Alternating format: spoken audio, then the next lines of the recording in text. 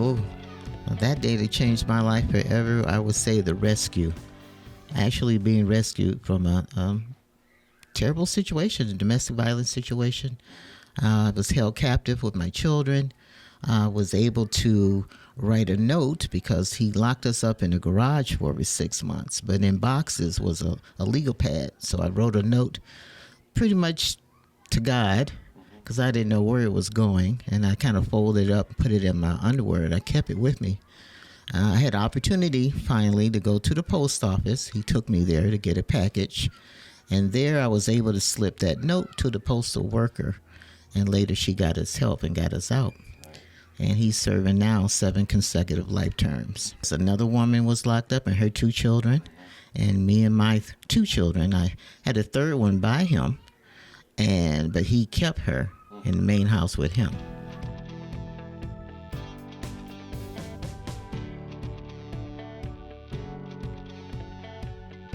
Yeah, he knew I tried to leave several times. He didn't trust me anymore. Right. And so that's where he put all of us, as a matter of fact, in there and locked it up with a key so you couldn't get out. The doors were locked with chains so you couldn't get out. Only he could let you out.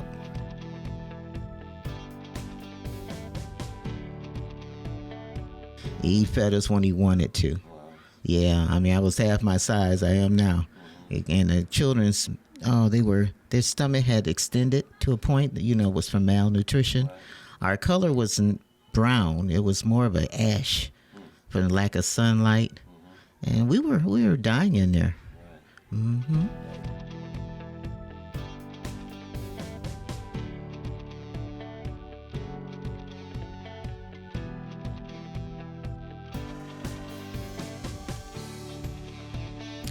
Nothing but God. I prayed every day, and I told my son when I wrote that letter, I said, someone's going to die. It might be me, but I'll keep that on me if the police finds us. Make sure they get that letter.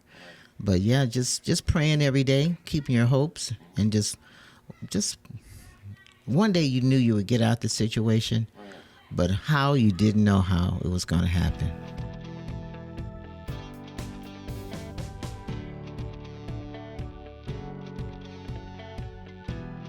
Yeah, he sure did. And I got a package that came in. Back in the day, if you remember, food stamps came in a little package. You tear it off. And that's what came in the mail. And we had to go there to retrieve it.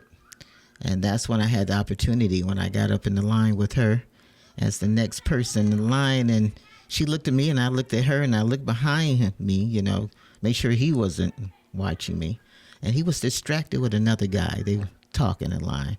And I was raising my dress up in front of her. And I don't know what she was thinking, because she could have gave me away. But she was patient, and she looked kind of wide-eyed it. And I pulled that letter out and gave it to her on the counter, and she took it and put it up underneath. So that way, he wouldn't see it. She knew something was up, but we couldn't talk. So I signed for the package. She went and got it, and we was heading out the door.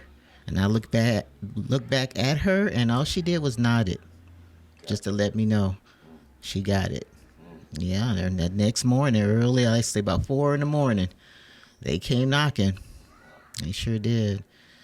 I tell you, it was an experience I'll never forget, even to today.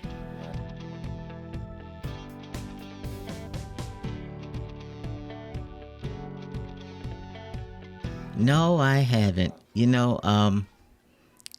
The LA Times did a story, and I did get to see her face.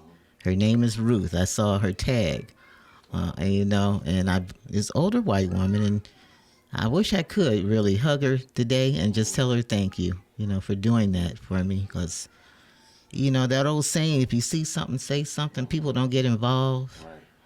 But I'm glad she did, though, because she could have just took that and just left it there, tore it up, put it in the trash, whatever. But she did the right thing.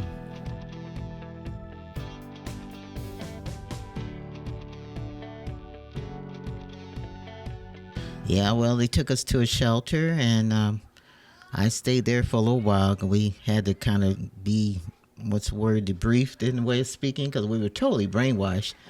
And it took a while. We were in therapy for over 8 months.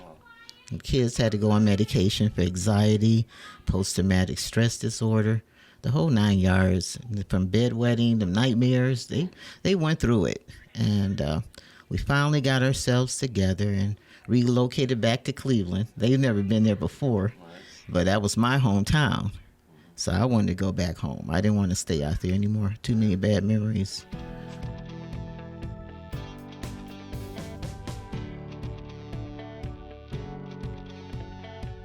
Yeah, I had to get busy. You know, I wanted to help other people from them being in that type of situation. So I volunteered at the time it was called the Domestic Violence Center.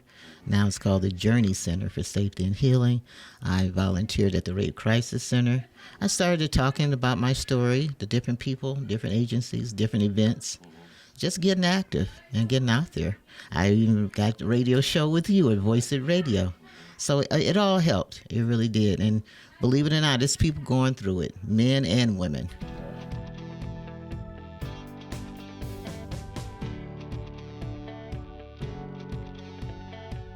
Yeah, that's hard. I mean, writing, because it hashes up memories, you know. I actually had to get a ghostwriter. It's just no way, you know, I could really put it all together. I just write it, say it out in a recording, and she just did the rest. But I would say everybody has a story, but it's what you do with your story. That's your glory. And you should tell your story by any means necessary.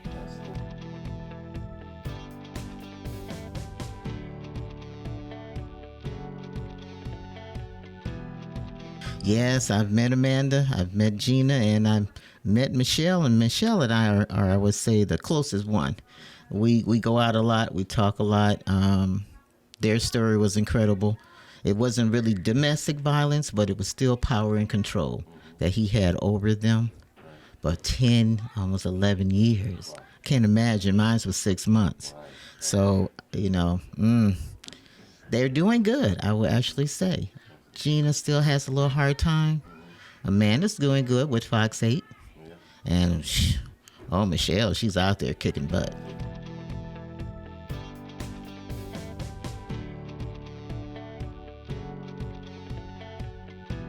I tell you what, TV1 did the first one with Malik Yoruba, Justice by Any Means, 30 minutes. It didn't really tell it all because people had questions after it. ID did 2, House of Horrors, and then No One Can Hear You Scream. That was 2 years ago. That was an hour, and still a little bit more, but still, that's a big story to put in that little time slot, you know. So I know people have questions. That's why the book is important, and it's just, man, I tell you, I want to leave a legacy for my children. Something for them. So when I'm no longer here, they can carry on the work as well.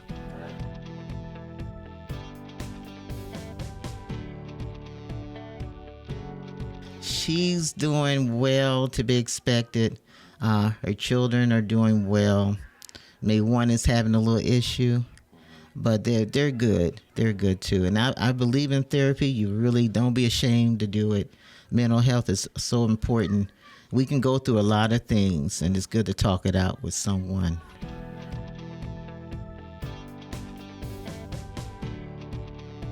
Oh my gosh, now I'm just doing the work. I'm just still out there kicking it, talking, helping, referring, you name it. It's big though, Earl. I don't know. Every October, everybody gets into domestic violence because that's the month.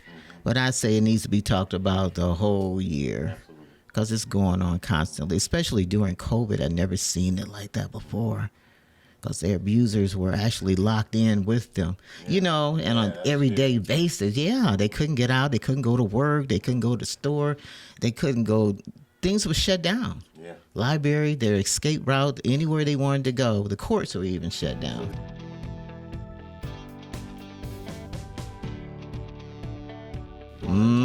Sure did. A whole lot. And hotlines were busy. And I volunteered a lot on the hotlines. And boy, them calls that come through, it's amazing. It's scary. Sometimes they cut off in the right in the middle of the call because he's home.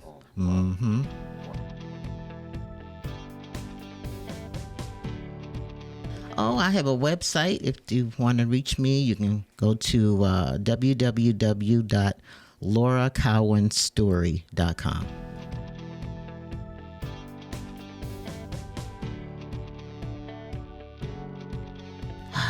You're not alone.